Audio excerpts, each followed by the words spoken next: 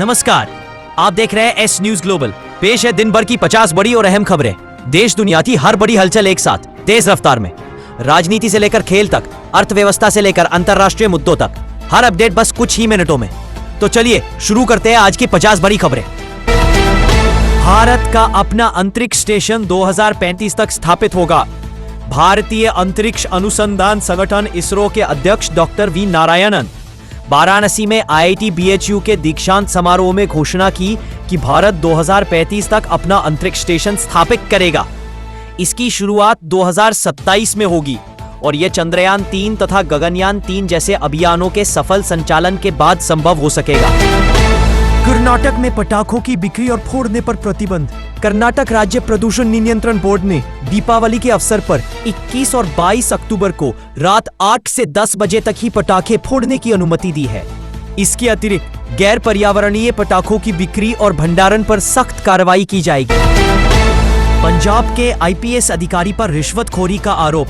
केंद्रीय जांच bureau CBI ने पंजाब के एक वरिष्ठ IPS अधिकारी को गिरफ्तार किया है, जिनके पास 5 करोड़ से अधिक नकद राशि और लग्जरी वाहन पाए गए हैं। अधिकारी पर रिश्वतखोरी का आरोप है। अहमदाबाद को 2030 राष्ट्रमंडल खेलों की मेजबानी के लिए सिफारिश की गई है। यदि यह प्रस्ताव मंजूर होता है तो यह भारत के खेल बुनियादी ढांचे और वैश्विक पहचान के लिए एक महत्वपूर्ण मील का पत्थर होगा। भारत ने ब्राजील को आकाश मिसाइल प्रणाली की आपूर्ति का प्रस्ताव दिया है। यह कदम भारत की रक्षा आत्मनिर्भरता और अंतर्राष्ट्रीय सहयोग को बढ़ावा देने की दिशा में महत्वपूर्ण है। मध्य प्रदेश के एक अस्पताल में दवाओं में कीड़े मिलने की खबर सामने आई है। यह घटना हाल ही में हुई कफ सिरप त्रासदी के बाद दवाओं की गुणवत्ता पर सवाल खड़ा कर दिया। अमेरिका सरकार ने सरकारी नेटवर्कों पर साइबर हमलों की चेतावनी जारी की है। हैकर्स ने F5 उपकरणों का उपयोग करके सरकारी नेटवर्कों को निशाना बनाया। पापुआ न्यू गिनी में 6.7 तीव्रता का भूकंप आया है, जिससे आसपास के क्षेत्रों में हलचल मच गई है। हालांकि अब तक किसी बड़े नुकसान की खबर नहीं है। अमेरिका ने रूस से तेल आयात पर भारत के रुख की सराहना की। अमेरिकी राष्ट्रपति डोनाल्ड ट्रंप ने दावा किया कि प्रधानमंत्री नरेंद्र मोदी ने उन्हें आश्वस्त किया है कि भारत रूस से तेल आयात नहीं करेगा। यह बयान ऊर्जा सुरक्षा और अंतर्राष्ट्रीय संबंधों के संदर्भ में महत्वपूर्ण है। भारत में सोने की कीमतों में ऐतिहासिक वृद्धि।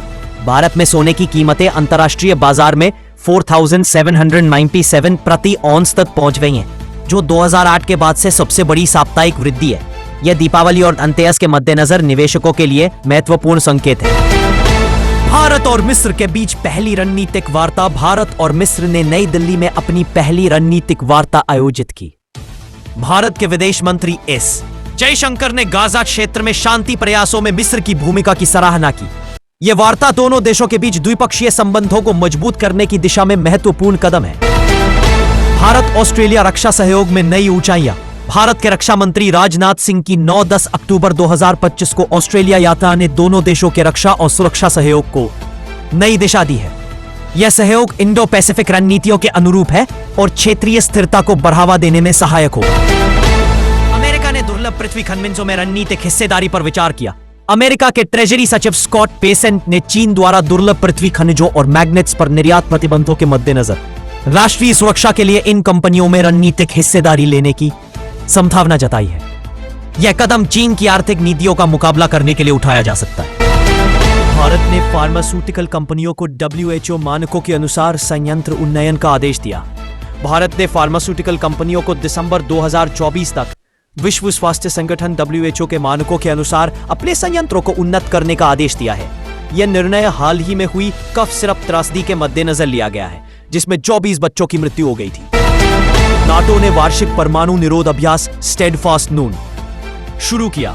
नाटो ने 13 अक्टूबर 2025 को अपना वार्षिक परमाणु निरोध अभ्यास स्टेडफास्ट नून शुरू किया। यह अभ्यास नाटो की परमाणु नीतियों और तैयारियों की समीक्षा करने का अवसर प्रदान करता है।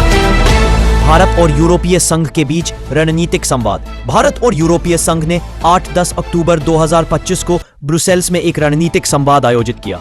इस संवाद में दोनों पक्षों ने भू राजनीतिक परिवेश, रणनीतिक विश्वास और सहयोग के अगले कदमों पर चर्चा की। भारत और मिस्र के बीच गाजा शांति प्रक्रिया पर सहयोग। भारत और मिस्र ने गाजा क्षेत्र में शांति प्रयासों को बढ़ावा देने के लिए सहयोग की पुष्टि की है। यह सहयोग दोनों देशों के बीच क्षेत्रीय स्थिरता और शांति की दिशा में महत्वपूर्ण है। अमेरिका ने वेनेजुएला की नावों पर हवाई हमले किए। अमेरिका ने 2 सितंबर 2025 को कैरेबियाई सागर में वेनेजुएला की नावों पर हवाई हमले किए, जिसमें 11 लोग मारे गए। अमेरिका ने इन नावों को ड्रग तस्करी में संलिप्त बताया है, हालांकि साक्ष्य प्रस्तुत नहीं किए गए। भारत ने म्यांमार में उग्रवादी शिविरों पर ड्रोन हमले किए।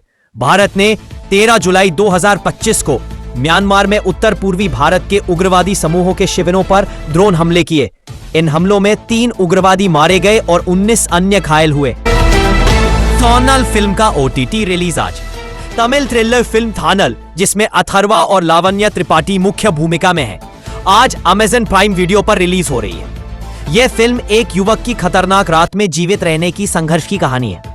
लावण्या त्रिपाठी ने इस फिल्म के साथ मातृत्व के बाद फिल्मों में वापसी की है। कांतारा चैप्टर 1 के निर्माता ऋषभ शेट्टी बिहार के मुंडेश्वरी मंदिर जाएंगे।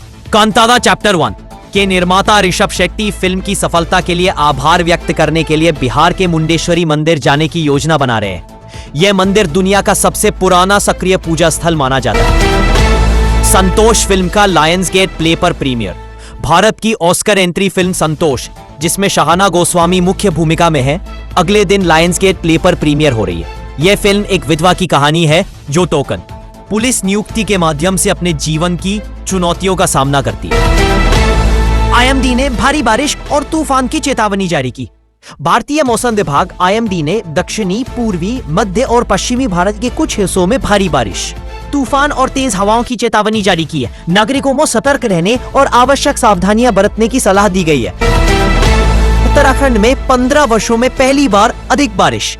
उत्तराखंड में 2025 में 15 वर्षों में पहली बार सामान्य से 22% अधिक बारिश हुई है। हालांकि बारिश का वितरण असमान था, जिससे कुछ क्षेत्रों में बाढ़ और भूस्खलन की घटनाएं हुई। ओडिशा में मानसून की वापसी और शुष्क मौसम की संभावना।